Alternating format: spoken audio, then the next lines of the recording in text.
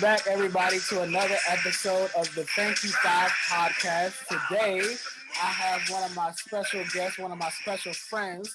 I call her Mousy, Miss Michaela Furlow. How are you?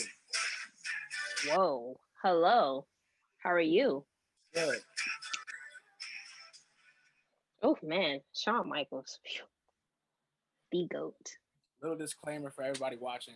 The episode is not dedicated to Shawn Michaels. However, Shawn Michaels is Michaela's favorite wrestler, so I figured I'd give her that. I'd give her that at least. I have good taste. What was it about Shawn that just keeps you like he's the greatest? His in-ring work. I mean, Well, that's fair. Taker even said it himself, and they say he's the GOAT. Now, if people's GOAT say he's top, Yeah, if we're talking like this isn't enough. Talking in-ring workers, Shawn is Mike. He's for sure top 5, arguably number 1. Mic work is fantastic. Top 5 at least. His in-ring work is impeccable. Yes. That's to me, but I'm biased, so. That's fair though. I wasn't too much of a fan of his promos, but I wasn't. It was kind of just, I'm gonna tell you why. And I get it too. When you're as good as Shawn it was, you didn't have to make these long drawn out promos. He was very much to the point with a lot of his stuff. And he didn't have like a lot of like shticks as opposed to a Stone Cold or a Rock or need to. who had like phrases out of the works, right? Well, Shawn's he didn't have much of a character presence. It wasn't more so of a character because he was already like that person. So it wasn't hard for him to do it. Even though he says it was just like, oh, I'll go home, I'm Shawn Hickenbottom, but it really wasn't much of a difference. And that's what everybody says anyway. But right. He didn't have to. He didn't have to put on a character. Everybody else did. It kind of just seemed like he was just Shawn. Pretty much. It kind of seemed like he was always. I can say that. Like I've met him, so I think there's a clear distinction between Mark Calloway and The Undertaker. There's a clear distinction between Dwayne Johnson and The Rock. Yeah. The distinction between Paul Levesque and Triple H. Shawn Hickenbottom and Shawn Michaels are the same person. Yes. When I met that man, I was just like, wow. Met him? Yeah, I've met him. When did you meet him? When he did his, he was doing his book signings like years ago, like Tyson's Corner, doing a book signing when he, wow, something about his life. I forgot what it was called. I have the book, but he autographed it, signed it. Nice, complimented book bag. Real quick. He's such a nice man. He's got nice hands. Just saying. So he came out with a book in 2014, Wrestling for My Life, The Legend, the Reality, and the Faith of a WWE Superstar. And then his 2005 book, Heartbreak and Triumph. I have that one too. Yes, but both. It was the Wrestling for My Life. Yeah, I have both, but he signed the Wrestling for My Life one. I got the picture and all that. He was really nice. He's a nice guy. So I know a lot of people give him a lot of, they talk a lot of stuff about him because of his old actions and ways and stuff. But I'm just like, that was years ago. Give the guy a break. He's a nice guy. Right. And I'm over that. I measure a lot of people nowadays for who they are now, because what they did in the past, I get it, but I can't go back and change that. Right. I don't like when people hold their past as who they are. Right? If someone makes a comment about me 3 years ago, but we're good now, then we should just be good now. Like, who are we? Who am I? Brett. I thought they were good though. They're still not good. Brett. Like I said, Brett. But people are gonna say what they want to say about it. But right, he's still bitter, as we see. Right. He hasn't moved on. But we're not here to talk about that. We're here to talk about more important things in the world right now. We're here to talk about Survivor Series and our first talking point. Indeed. We're going to get right into it. We're going to get right into it. So, just listing off the results. Well, actually, I'll say the first surpriser for me, and also I was very content with it, was the New Day and the Street Profits. Yeah, I watched that match, and wow. I was personally here for it. You know what I'm saying? Like, one, I appreciate the fact that both tag teams are tag teams of color. That's number one. And they're not like the they're not our truths. Like early R-Truth, like the gimmicky black guy, right? Like these guys are actually, they're two completely different tag teams, but they're legit. Like they can work well in the ring. Their promos are good, and they have, I don't know if this is the first time they've wrestled against each other, but they have really good chemistry. Yeah. The Street Profits, they were giving me kind of like a Crime Time vibe, but like modern day. You know, that's kind of what they're giving me right now. When I watched the match, I was just like, it looks really choreographed. That was my only problem with it. I thought the outcome of it was good. The work was good, you know, selling. Kofi, when he gets tossed out of a ring, man, sometimes I just be like, Kofi, either somebody needs to change the camera angle or he just needs to flop better, man. Cause I've also noticed, jeez, but it kind of, Kofi's kind of lost a little bit of his. Just I think it's just because he's a little bit slower. Yeah, he's not as he's slower. To be. I'll say that. That's what I was thinking throughout the entire match. I was just like, Kofi's doing like good. Xavier, well, you know, these guys are great. It's just like I felt like it was really choreographed and it looked slow because I felt like they were looking for certain points to get to. Yeah. So everything was kind of like a slow build up to that spot for them to get into it. And Kofi can't rely so much as now as on his athleticism as before, like because he's right. He shouldn't have to. Yeah, because he's gotten older, he's lost a lot of that explosion in his legs. So it kind of did feel like he had to, like, you know, really remember where his spots were that they had to hit. You know, Kofi shouldn't have to work that hard though. He's got Xavier. He's got younger talent though. You know, but it's just like I don't know. It's something different. I feel now about Kofi, but he's still good. I still give him his props. Right. But another thing I've noticed during the match, I was just like, when did they start doing shoe promotions? Have they always done shoe promotions? No. Wow. Okay, that's new. They haven't. See, they're trying to promote the shoes and stuff. Okay. Well, I mean, I get it.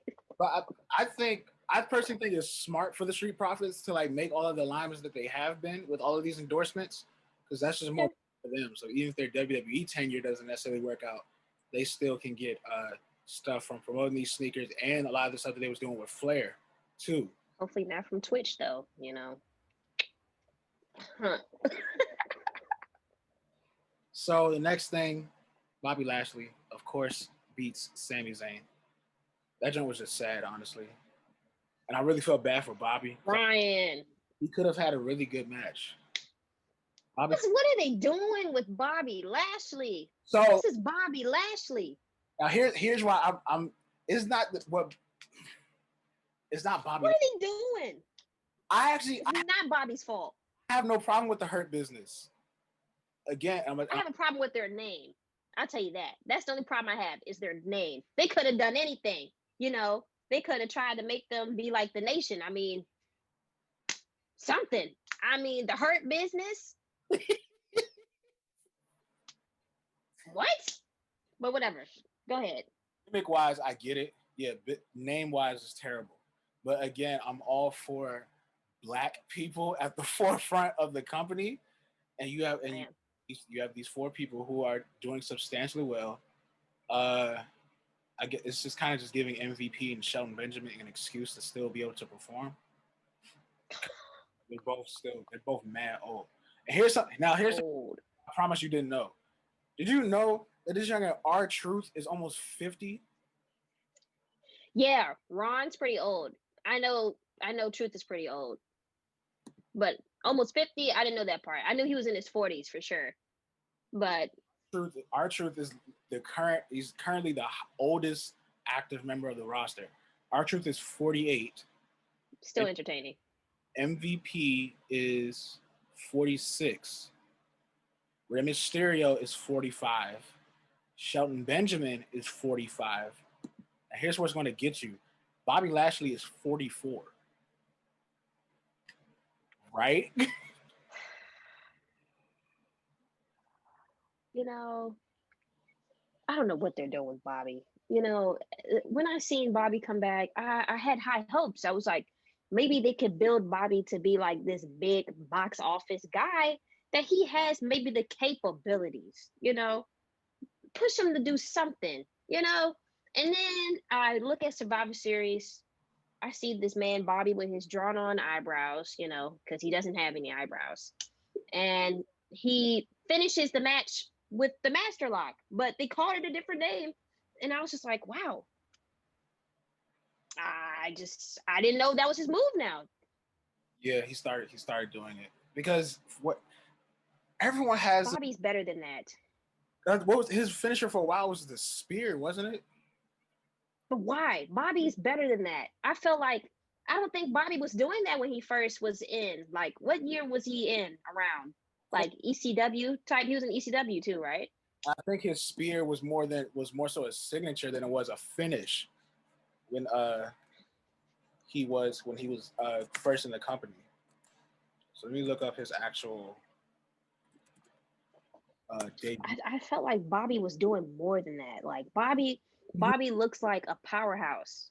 Right, he does, but also Bobby can't talk. Like he has terrible. Yeah, he can't talk. But that's what MVP is for. Right, and I think that's why having him with the Hurt Business is the best thing for him because he's gonna work out. Much talking. Truthfully, MVP should be the only one talking. Sheldon shouldn't be talking. There's other people talking? They cut a promo like last week, and that joint was absolute warm booty cheeks.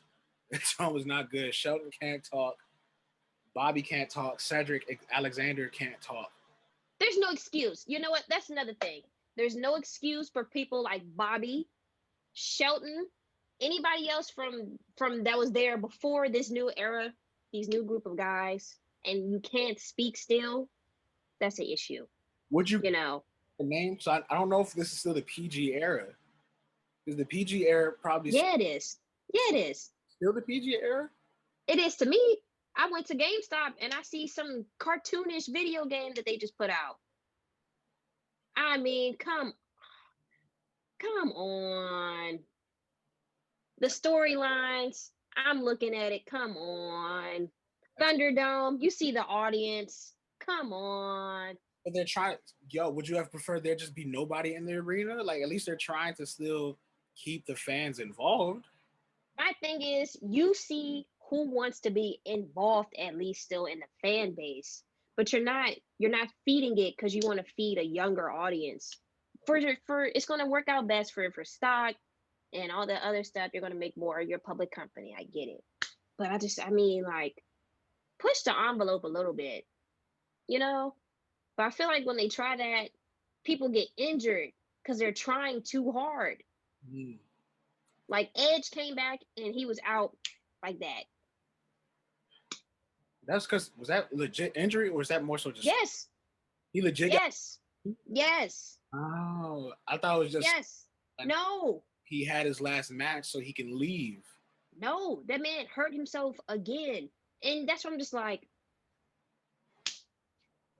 Can't work. People can't work anymore, to me. But you got people like AJ. They bring us high hopes. I still have high hopes that something can turn around. It's just not going to do it right now. Not during this quarantine, at least.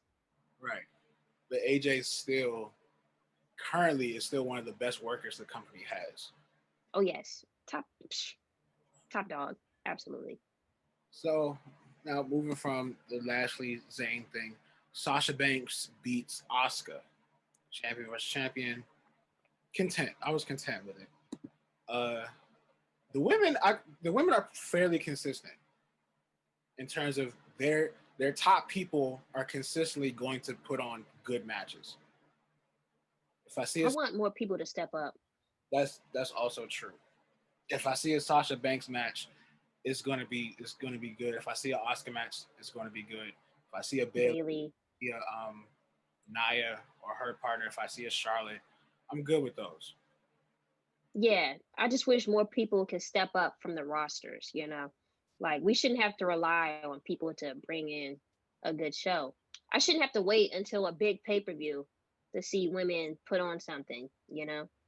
Because then that runs That's just me. burning out who these main women are. Like they run the risk of burning them out and them going out for injuries because you keep using them. I get they put on good matches, but they need a break. Yeah.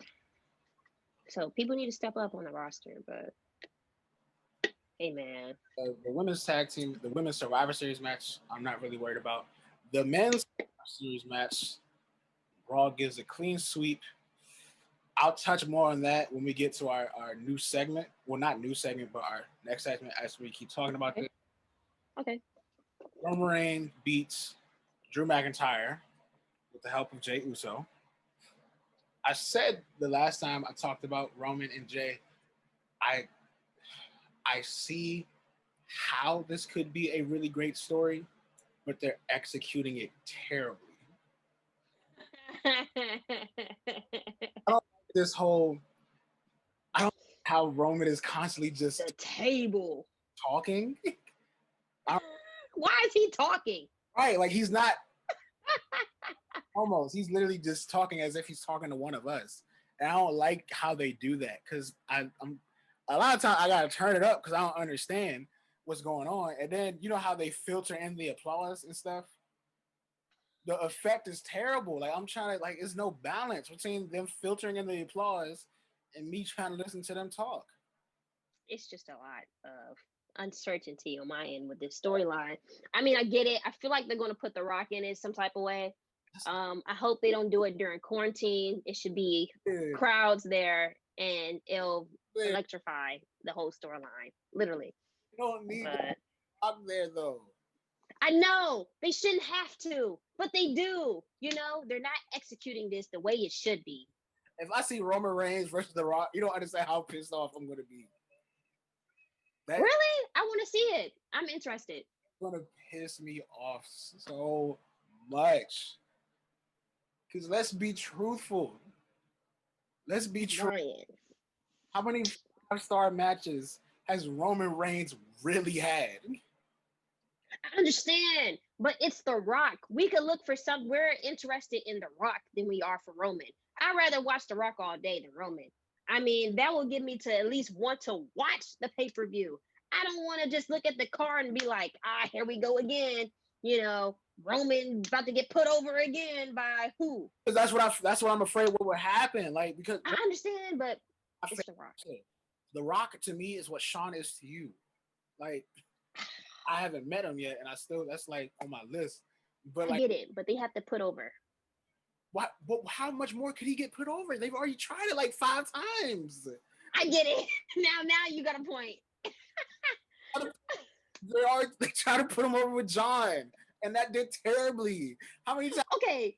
Over Brock Lesnar, they just did stupid. Then he tried to get put over with the Undertaker, and even the Undertaker said that was a terrible match. Like, how many more can you get? Okay, look. Okay, I'll be honest here. I don't think it's Roman's fault. I mean, I can't say that with a straight face, but look, the dude has potential. It's just like the way they threw him in our face. How much more potential do you need? The blood. What do you need? I'm crying. Ryan, look, the thing is, they use John. John, I feel like we respect John enough because we know him as a man, you know, his character, the background, you know, we know John, you know, so it wasn't going to work with John, you know. Then you have, who else we had? Who else put him over? I'll use Undertaker as another example. Taker, we know Mark was done. I mean, come on. We knew it. We knew it before the match even started that he shouldn't have been in that match. And he knew. So of course it was gonna be some poop. But Roman. That he's had with Brock, Suplex City, 5 super Oh man, Brock, that's my guy right there. in one match, back to back. That's the dumbest thing ever. It's like, and the issue I had with Roman and Brock is because Vince was trying. It's like he was trying to put them both over at the same time. Like, bro, pick one. Like, you can't. I get it. It wasn't gonna work. Why? Like, I knew it wasn't gonna work. I was rooting for Brock the entire time. First of all, they know Brock is more legit. Everybody knows Brock is more legit, so they're automatically gonna root for Brock. Here's the thing: Brock ain't won it though. I know, but we want him to have it, but they don't. No, you. I do. Yo, like, The people that support Brock do, because we know Roman is poop, so we don't want to watch. I'd rather watch Brock not be there than Roman for a straight month with the championship. but I'm fine with this gimmick that he has now. I just don't want him to speak. I want Paul Heyman to speak. Yeah, I'm with you on that. I want Roman to be as quiet as Brock. But he should. I thought that's what he was doing. That's what I thought so too when he first got here. Because that when he first came back as the heel, I was all in. This is what he needed to do like 3 years ago. But he didn't want to do it. Finally comes back as a heel. He finally aligns himself with Paul Heyman, becomes champion, and then starts speaking. And he starts speaking. I thought they learned that with Brock though. When Brock came back without Paul and he was speaking, and they were like, he shouldn't be speaking. And Brock knew he shouldn't be speaking. He needed Paul Heyman. Even when he was the next big thing, he always needed Paul Heyman. Because his character, he didn't have to talk. He did all his speaking with his body and in the ring. And that's what the same thing Roman should have been doing. That's what we thought. That's what we thought. But no. The minute the Shield split up, Roman should have went heel too. Instead, he became a face that nobody wanted, so people booed him.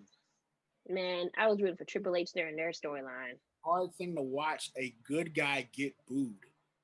Yeah, because when I was watching the Taker documentary, I was like, dang, Roman seems like a real nice, cool dude. He's chill. He's not like out partying, doing that type of thing. He's just doing his thing. He's cooling. But I can't root for you when the cameras are on you and you're in the ring. I can't do it.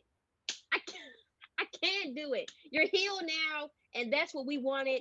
But dang, still not learning. You still not. Now you try to feud with your cousin. Like that's such an easy way out. Like, oh yeah, why? Oh yeah, we don't got an opponent for Roman. Oh, use the family. Just use We're not using the Usos like usual. They're free. They're not using the Usos. Like they're family, right? Cool. Right. But the whole McIntyre thing, I'm still not really understanding this whole storyline with them. With Drew and Roman?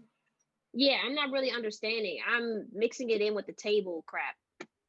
Well, I think since the pay-per-view's over, that's gonna be it. I think it's just, okay, so that's it. This is all build up because it's usually the same. It's usually whenever they do a champion versus champion, they have to build up to it. It's not like literally it's just okay, champion versus champion at the match. They have the match because they did the same thing with Daniel and Brock. They did the same thing with AJ and Brock. just saying both of those matches is really funny to me. Brock Lesnar versus AJ Styles and Daniel Bryan versus Brock Lesnar. Those are two really funny matches to think about. But you know what's hilarious? Both of those matches were better than Brock and Roman.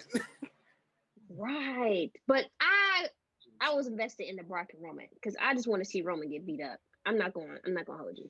I watch a good Brock Lesnar match just for that. 10 minutes.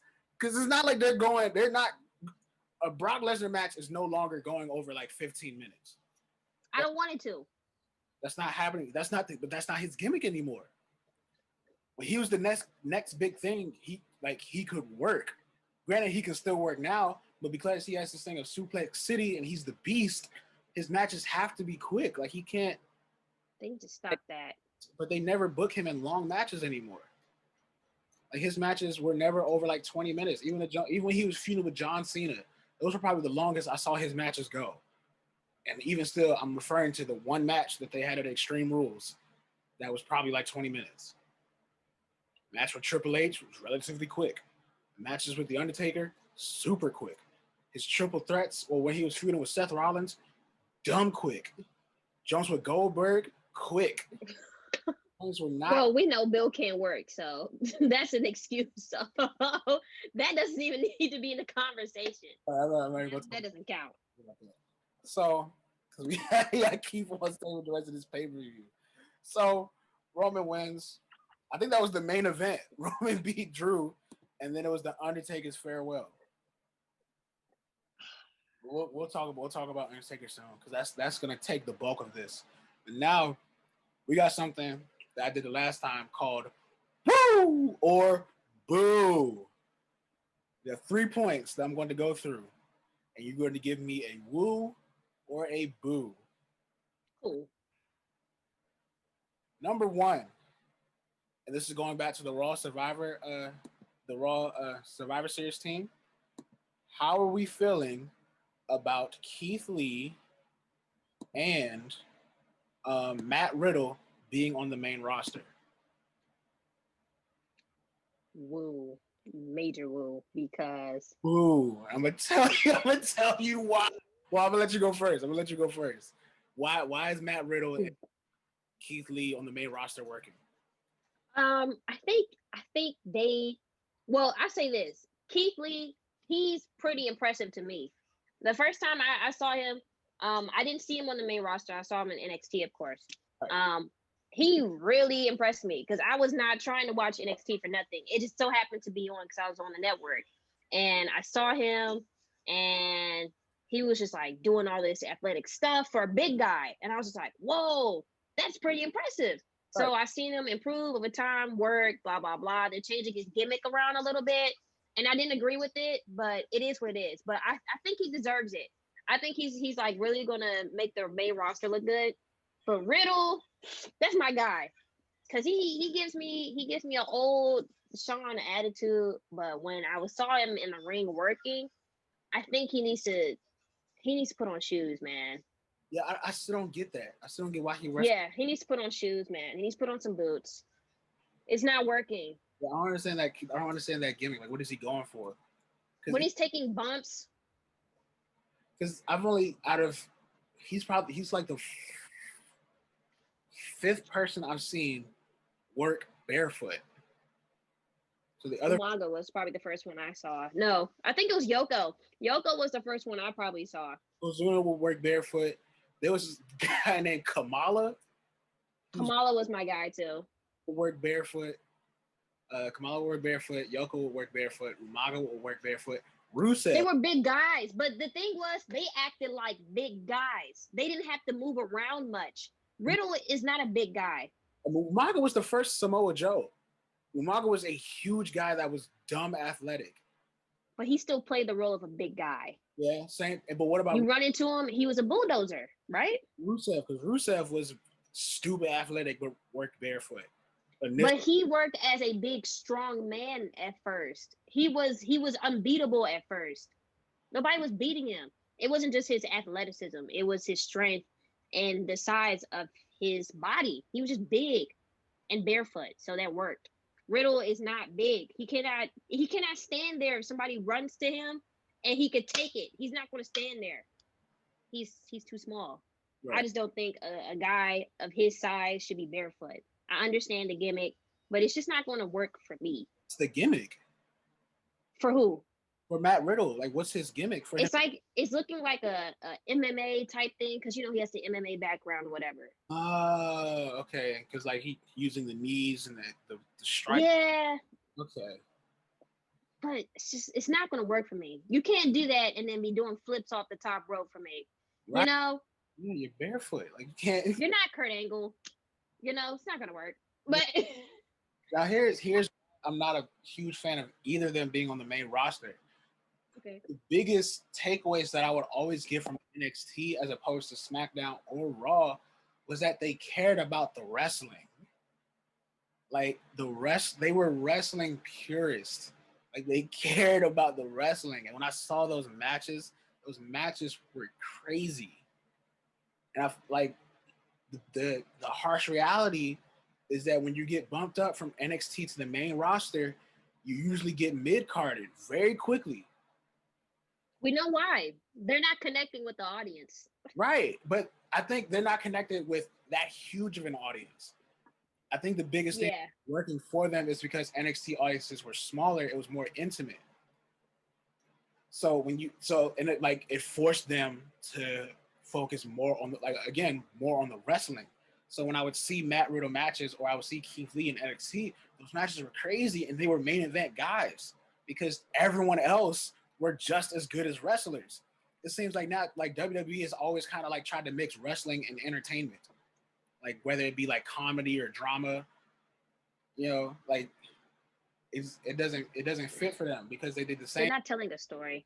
Right. They did the same thing with Aleister Black. And where's he at now? Nowhere. They did the same thing with Buddy Murphy. Where's he? He's having sex with Rey Mysterio's daughter. Please, don't even get me started on that. So my thing with that is I just personally feel like with NXT, if you're watching NXT, you're watching NXT to watch wrestling, pure wrestling. You're not looking for a story. When you're watching Raw or SmackDown, you're looking for a story, but we're not getting that. So instead, they take NXT, which is everybody's like, oh, I want to watch wrestling, because AEW has this, so watch NXT. All right, you guys want NXT? We'll bring them to the main roster so we can have more views for the main roster. They bring them there. That's not what people are looking for anymore. Different audience. Yeah, they go mid-card immediately. And they stopped focusing on the wrestling. They also did with Samoa Joe. And now where's he at? He's doing commentary. He has long hair. Like, what type of nonsense is that? Like, what is that? That's not okay. I'm not here for any of it. That's what I was saying. It's a sad time. That's exactly what I was saying. Because the next thing I had was also who has the superior brand. That was the next one I had after watching Survivor Series. But truthfully, neither of them do. NXT has a superior brand. Because I care about the wrestling. Wait a minute. Huh? Wait a minute. Care about what did you just say? Between Raw and SmackDown, who has the superior brand? Neither of them. Because NXT has the superior brand because you're disrespectful. I am a wrestling fan. I want to watch good matches. I don't care about all of these cinematic things that they try to do. I don't care about the backstage stuff. I don't care about the love affairs. I don't care about the 24/7 championship in between matches. I want to see wrestling. I want to see 30 minutes of near falls. Okay, I give you that. That's fair. That's a very fair point. My only issue is NXT. I shouldn't have to watch NXT to be entertained like that. Yeah. I'm looking for a good storyline with a good match and they tell the story in the match. And it's not a whole bunch of big bumps and things like that. I'm not looking for that. I'm looking for you to make a point in the story to draw me in. I give you that. NXT definitely is better than both. But if we're picking between the two rosters, SmackDown has always had better storylines to me. But Raw has the roster. Like, I watched Survivor Series and I saw the team and I was just like, they have a better roster. They just suck who's ever writing over there. Yeah. Like, I knew off the rip Raw was going to win. There was no way SmackDown was going to win. We already know. Like, but they just have the better superstars. That said, It wasn't always like that, though. That is true. I think once they hit I think probably around like it was for a nice little stint that SmackDown like really sucked, but they kind of they hit their stride, and I get it. The storylines are a little more entertaining. Speaking of storylines, so the next thing because we're still on the Yeah, I was about to ask, what's the next woo or boo? I'm ready. the Fiend and Randy Orton possible storyline. I feel I like it. it's That's a woo. that's a big woo. Make it work. Fiend is usually going after everyone that Bray used to feud with. Not necessarily in order, but if you look at it, so when Fiend first started, I can't remember who he first started working with, but I remember he was working with Seth Rollins, right? That stemming from when the Shield and the Wyatt were feuding, right? Fiend and John Cena. John Cena beats Bray Wyatt at WrestleMania. John Cena is trying to like hold on to his legacy, and that's when Wyatt started he got the whole world in his hands. The Fiend beats Daniel Bryan, and Daniel Bryan joined the Wyatt family. The Fiend and Braun Strowman. Braun Strowman used to be in the Wyatt family. Not to mention now we got the ties with Alexa Bliss. His last opponent was who? I can't remember. You remember who the last person he worked with? The last person he worked with. Wow. I can't remember who was the last one he worked with.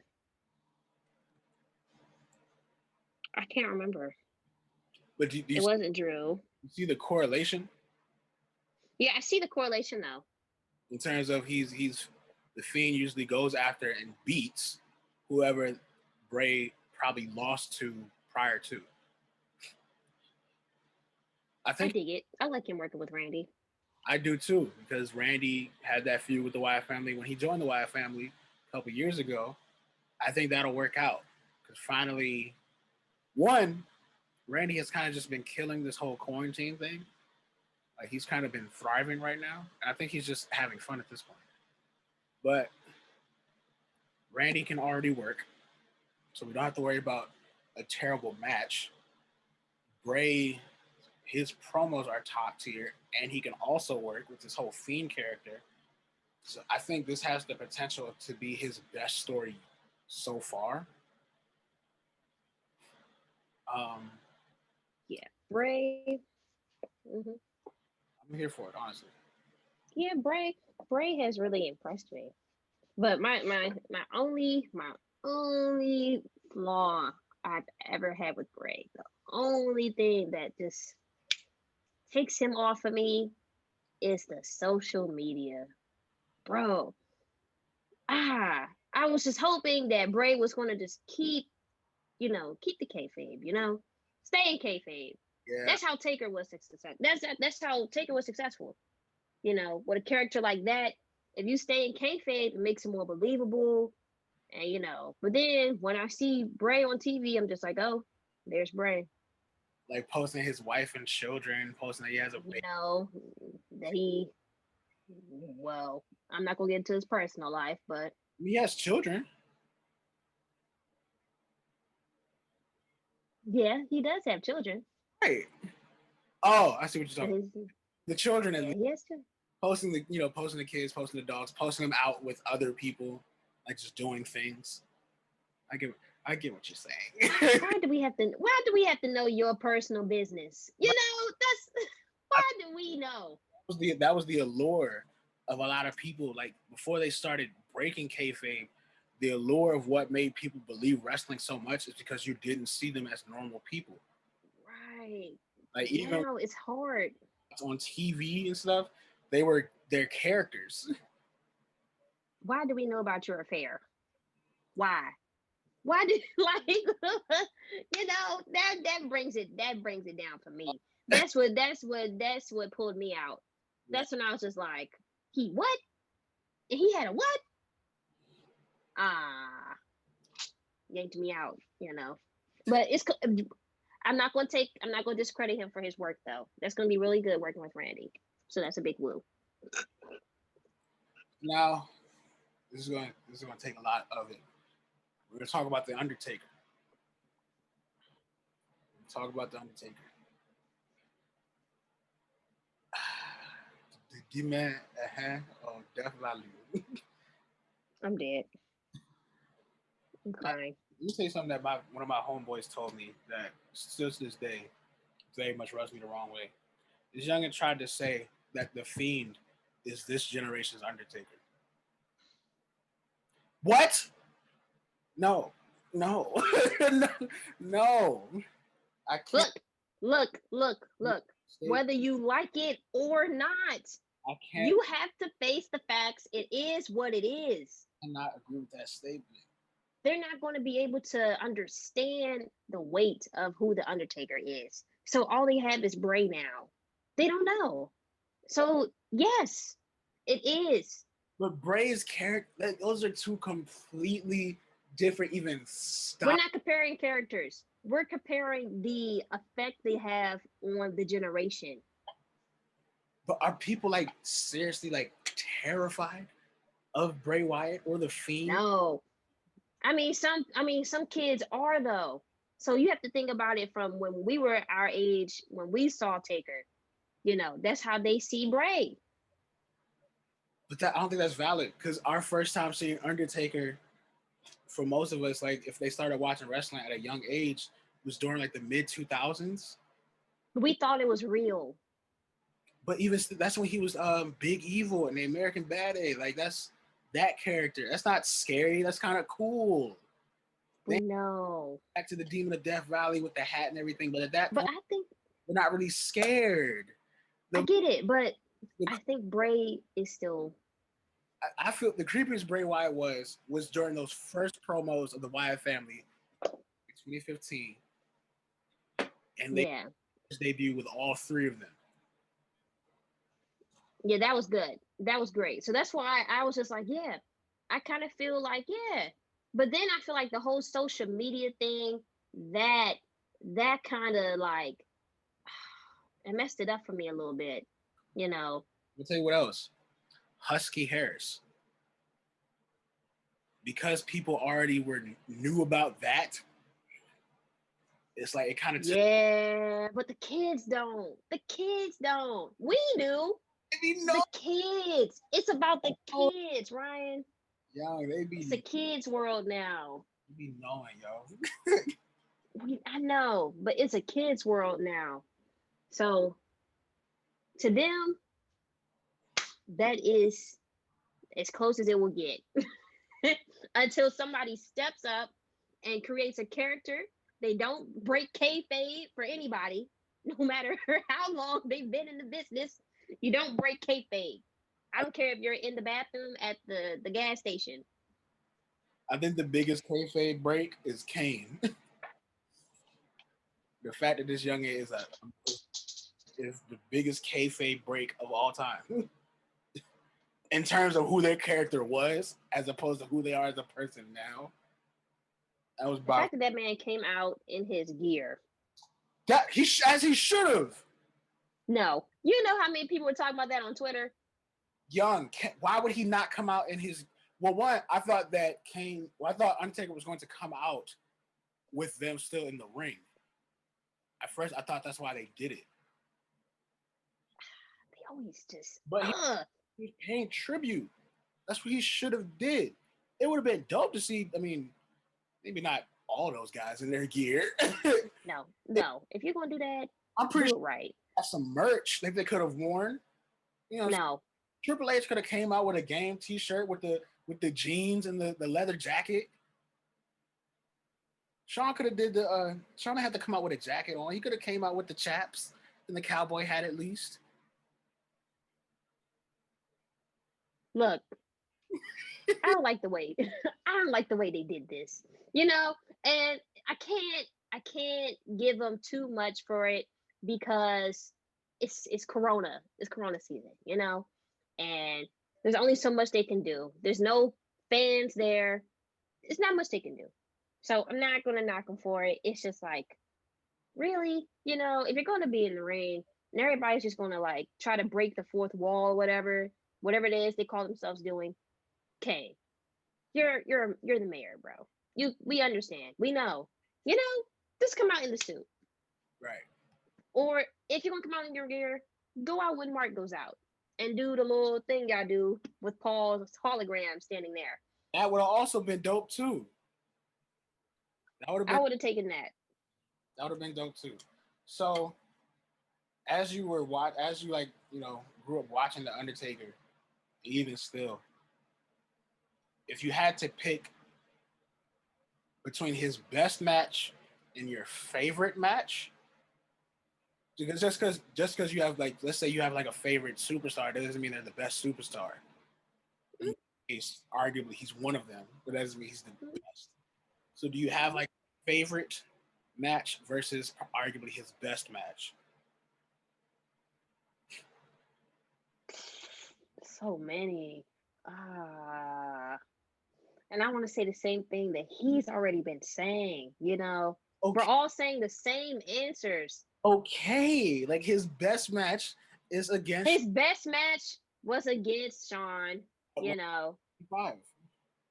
yeah. My favorite match though was him and Mankind.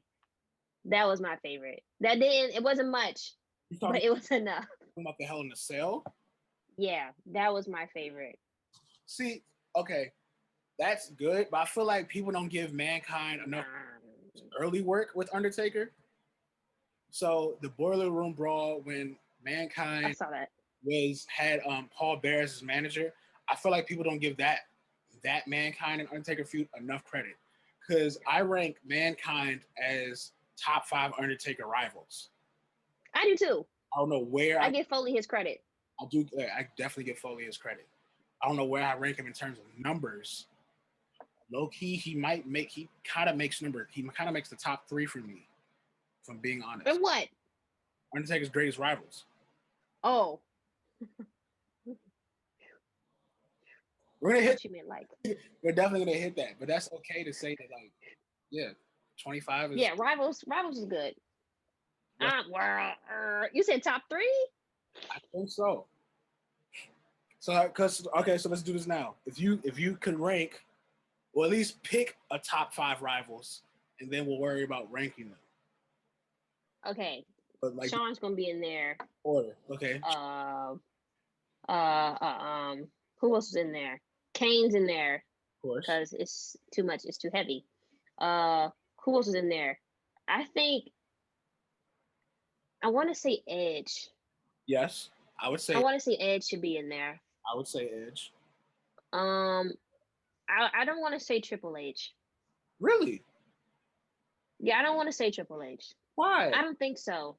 I don't think their matches, I don't think they carry that much weight. Like the last ones that they did, I don't think they would have been that significant if Shawn wasn't involved in it some type of way.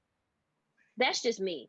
But I don't consider him to be one of his top rivals. I put The Rock over Paul or Triple H. That's just me. I put The Rock over him. What?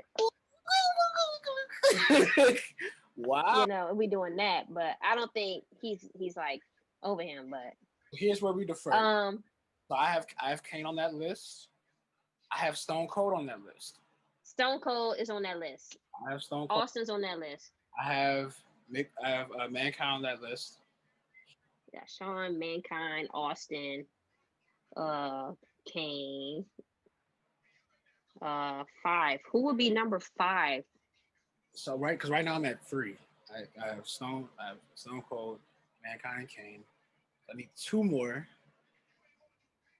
I was fairly much content with the Edge rivalry, but I don't know. Yeah, I just have to say Edge. Like, when you think The Undertaker, you don't think Edge. No. Who else do you think about? Because I'm thinking of late, like the last couple of years, like I've seen him.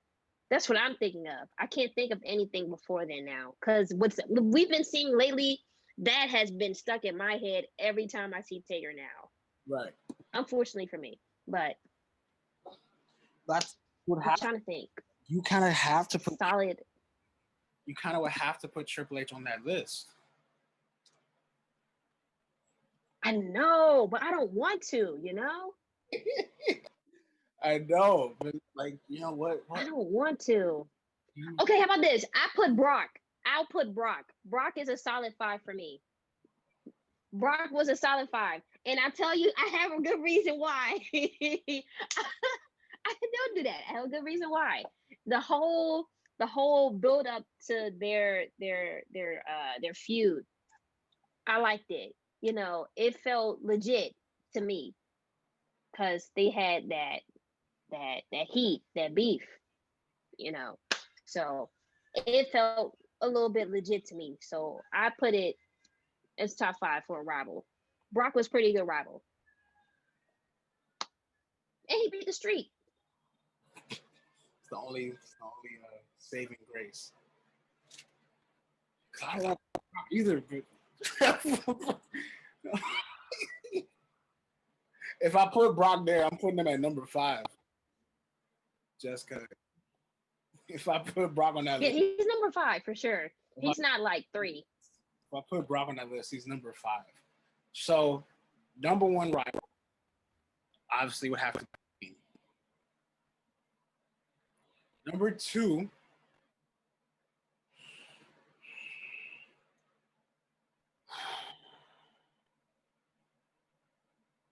Who would your number 2? Well, who would your number 1 be?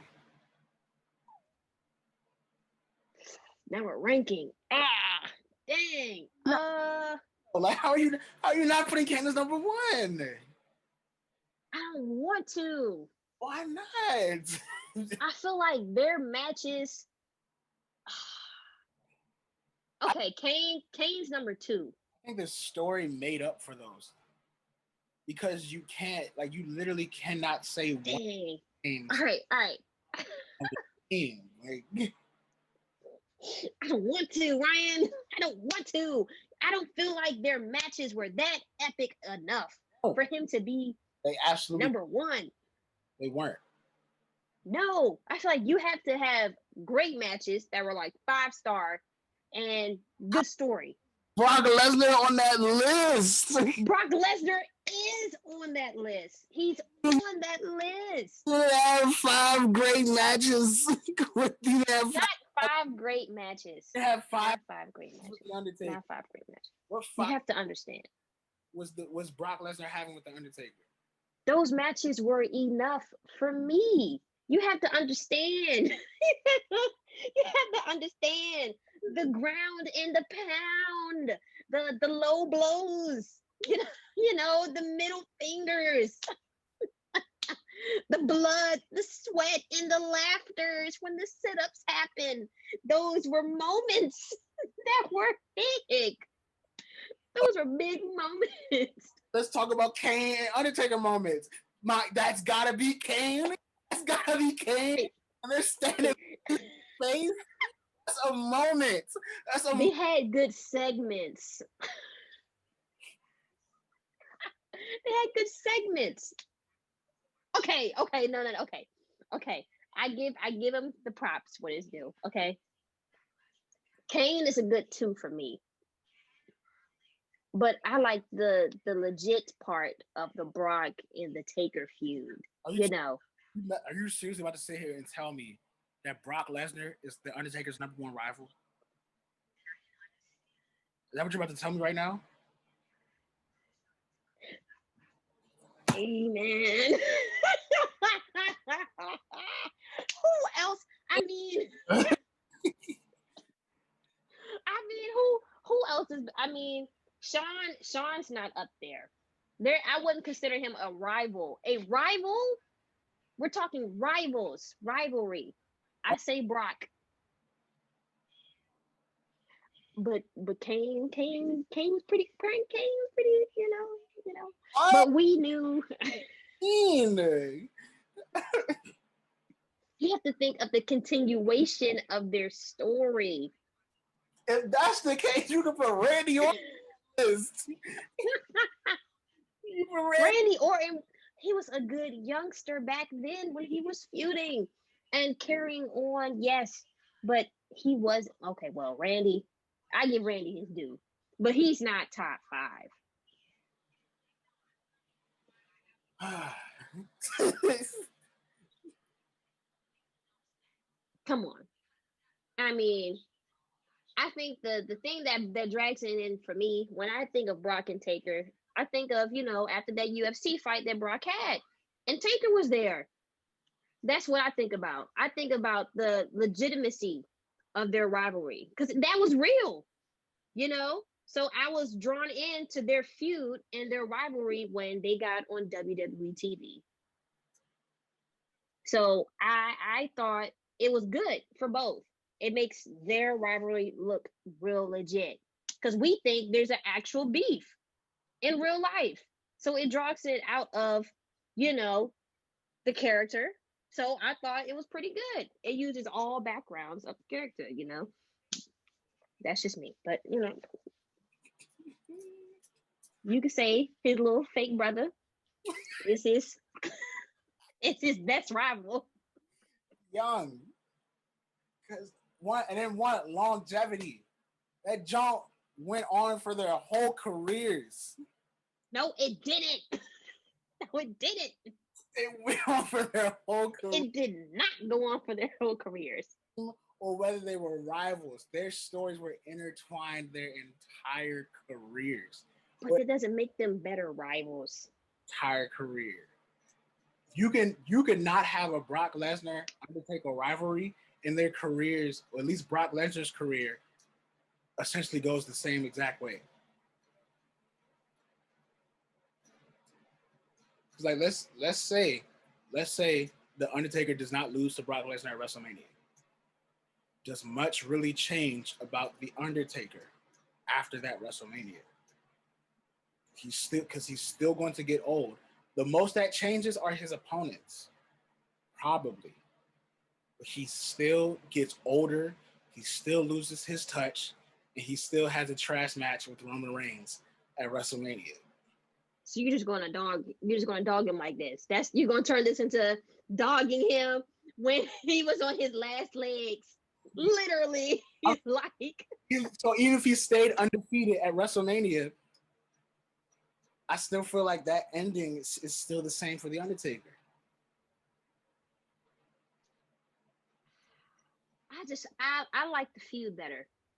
I like what they were doing on Raw. The fighting backstage and I liked it. I was watching Raw for a good period of time for their rivalry. Kane. He's not. It's not selling on me. Young. That's really wild. Wow. Yeah. I can't say it's top rivalry. I guess I can't. Well, I can't argue. That's what we're doing. But it's fine. I'll try to. Let me know in the comments, who do you think Undertaker's greatest rival is? Kane or Amen. Kane? You could disagree. So where do the rest of them fall? Shawn is 3. Shawn's a good no. I have Mankind as my 3. I put Stone Cold as 2. I put Austin as 4. Really? Well, he had a pretty good rivalry with him back in the 90s. The Ministry of Darkness, and then when he lined himself up with the corporation. Yeah, I was thinking about that. That was pretty good. Because really, you gotta understand, like Austin kind of ruled that late 90s Attitude Era run. Yeah, so I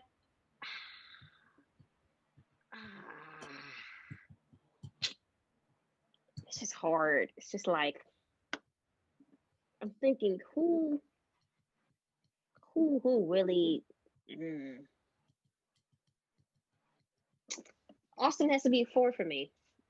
I don't know. I feel like Shawn's rivalry.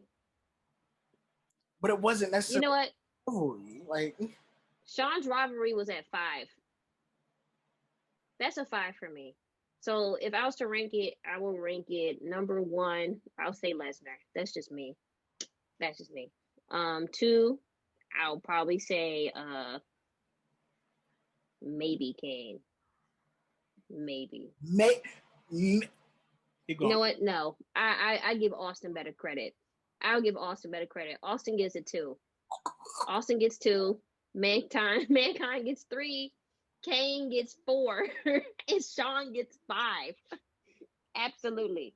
If you want to put in DX as the combo for number 5, I'll do that as well. Just make them into one. But I'm literally getting out of where you live and kill you myself, yo. Like, that's such a disrespectful thing to say.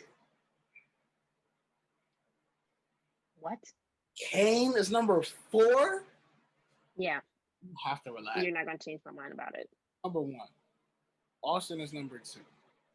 Mankind is number 3. I mean, I guess Brock Lesnar could be my number 4. And then Shawn and Triple H would be number 5. You know what? Moving on. Yeah. We're going to keep moving on. So we talked about what our favorite matches of his was. Favorite moment. But not, well, favorite moments. So let's talk about some of them. I always love, there's always 2 things I love. I always loved when they kidnapped Stephanie. He was about to marry her. That was so funny to me. Everybody came out. Oh man, Viscera, bruh. Oh man, when he squished, who did he squish? Who came out first to stop the wedding? I can't even remember. That was a great segment. I don't know any other segments that really. Oh man, every time Teddy Long mentions You will go 1-on-1 with the Undertaker. And then when Taker was when he tombstone Vicky. Oh man. So wasn't she in a wheelchair or something? So it was a couple for me. I always loved the reactions people would have when he would sit up. So you have it is funny, two of these 3 happened at WrestleMania. So you had Bray Wyatt doing his walking on all 4s, and Undertaker sits up and he's looking at him upside down. It's like, oh, so that moment. You have that was good. Undertaker versus CM Punk. Undertaker is in the Anaconda Vice and sits up from that in the middle of the Anaconda Vice.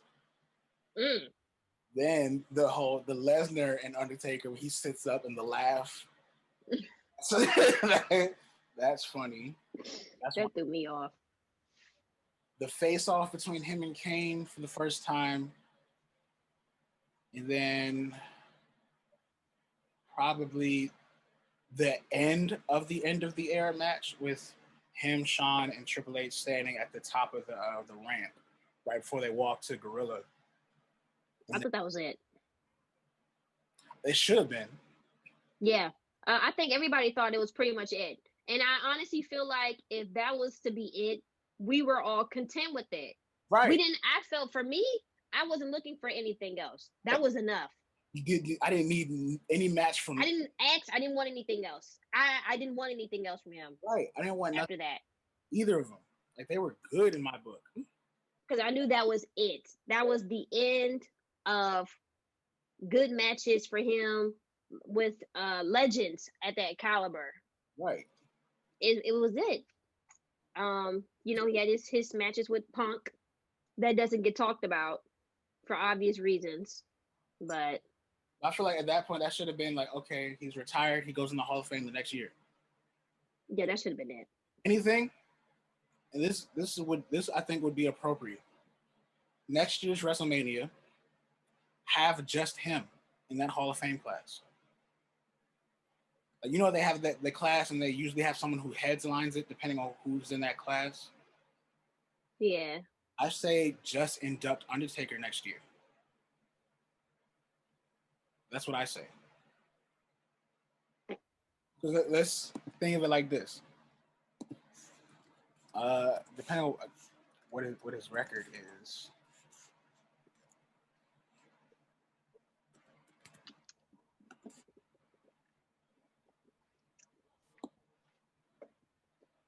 Um,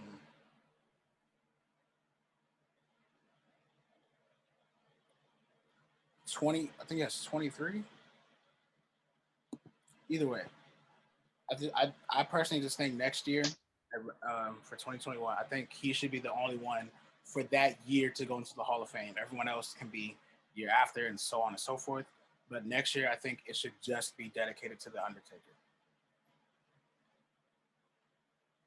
WWE, induct just the Undertaker, and if need be, I'll induct him myself. You know what I'm saying? Like, no, I don't think so. I don't think so. But hey, man, that's your opinion. I mean, oh yeah, I gotta watch. I have to watch tonight. The Broken Skull session. I have to watch that. I'm watching that tonight. I'm going to get me a nice glass of something good. Sunday, right? I think. Yeah, it aired after Survivor Series. Yeah, I haven't watched it yet. So, I watched the first one, and I just finished watching Ric Flair's uncensored one, which was really good.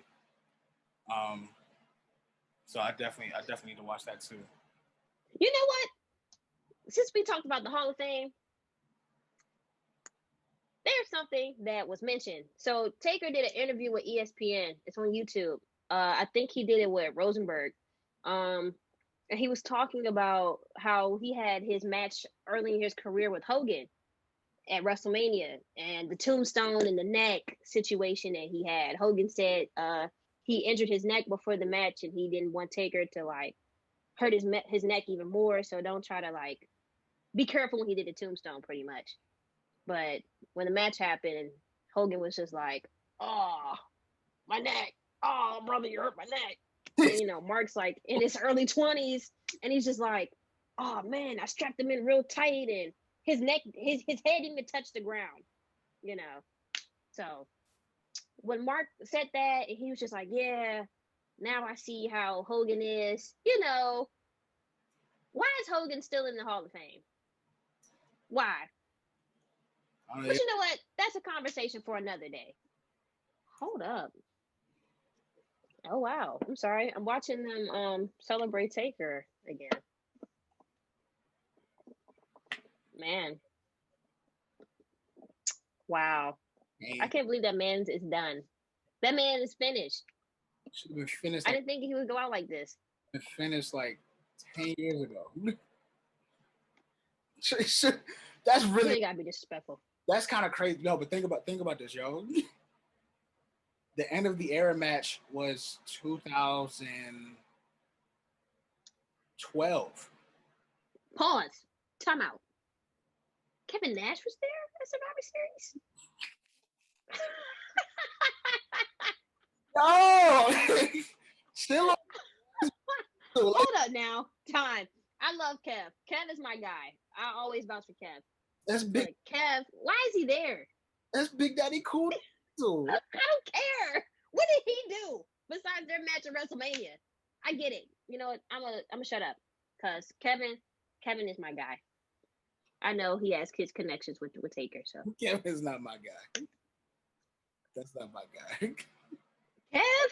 Kevin Nash. None of them click dudes are my guys. Kevin's not my guy. Razor Ramon is definitely not. Oh my gosh. You're not going to be disrespectful. Razor Ramon. The greatest faction. What? The greatest faction are the four. Like, did you not read the DVD? The Click rules. They rule the wrestling world. They rule. They run it. They run it. It's theirs now. That's hilarious. So everybody that talked all that mess back then in the locker room and still wants to cry and pout about it, like Brett to this day, they can shove it. They can shove it. Oh, Shawn's there. Okay, there we go. Husband, psych. Shawn's got rough these days, man. Shawn's been killing me, yo. But I heard he tried to he got in a verbal argument with one of the producers backstage not too long ago. Over what? You know, when the George Floyd thing was at its peak and somebody was just like racism isn't like it's not that big of an issue anymore or something like that. Or something about black people aren't being targeted by the police like that, like white people are. Like they're being targeted as well. White people? And Shawn got mad. That was the word on the street. He should have did him like he did, like, hey buddy, you, what's your name? Stan. Super kick. That's how that conversation should have gone. Why do they always include Flair in something? I miss seeing Flair drunk every time I see him. I do. Flair can, oh man. I'll pay to see Triple H. Nah, I'll pay to see Flair, Undertaker, and Austin sit down and have a conversation in a couple of beers. That would be a good little thing to see. To talk to Triple H, Shawn, or even Rock on the Broken Skull. Those are the conversations I want to see. I want to see Rock would be pretty interesting. I want to see those three because they talked. Because they worked around the same time. I want to see those. Yeah. He could even see Vince, and I would pay money for that. Oh man, to see Taker and Vince didn't have a conversation, that'd be great. Austin and Vince. Yeah, that'd be. Oh yeah, they had one. I remember they had one. They did? But yeah, they had a session. They had an interview when Austin first started his podcast on the network.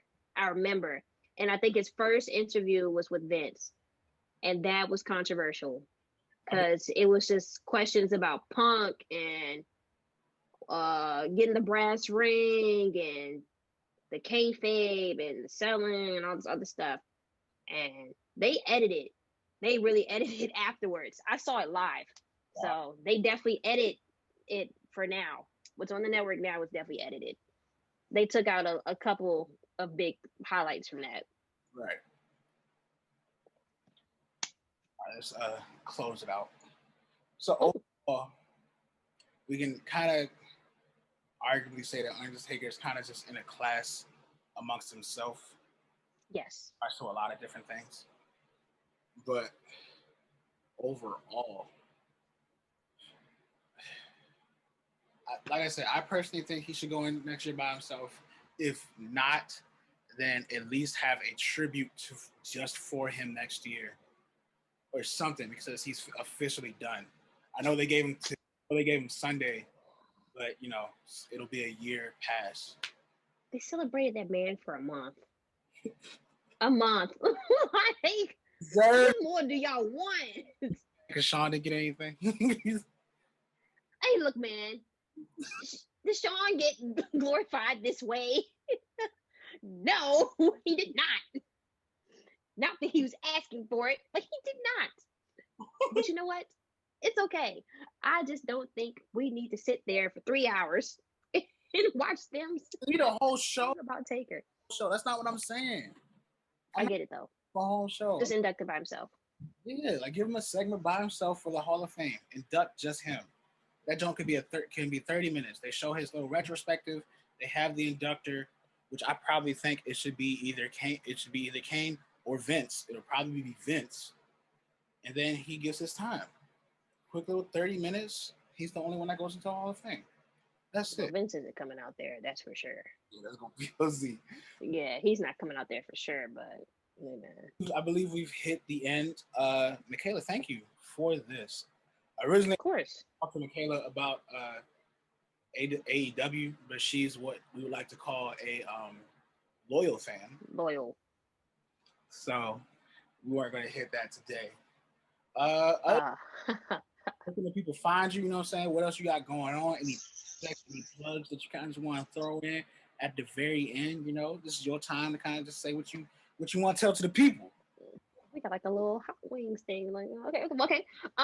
What I got going on is Are you talking about like on Hot Ones? yeah. Camera, that camera. What have you got going on? Tell the people what you got going on. Hi there. What I have going on is school and plant burger. So that's all I have right now. I have nothing going on. I'm just trying to get through quarantine for real, you know. Just watching the product, trying to watch it. So that's really what's been going on with me. It's hard. It's really hard. Watching this crap is not easy anymore. I'll just go back to the old stuff and call it a night. Where can the people find you if you don't mind sharing your socials? I will be on Instagram. Well, I'm already on Instagram. RANISHA_RAYON.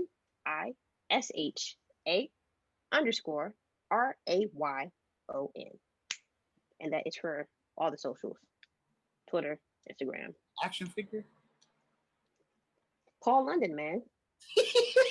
Come on. We taking it back, baby. Of course. Okay. This was my tag team. Well, with that, thank you again, Michaela, for joining us. And thank you, 5.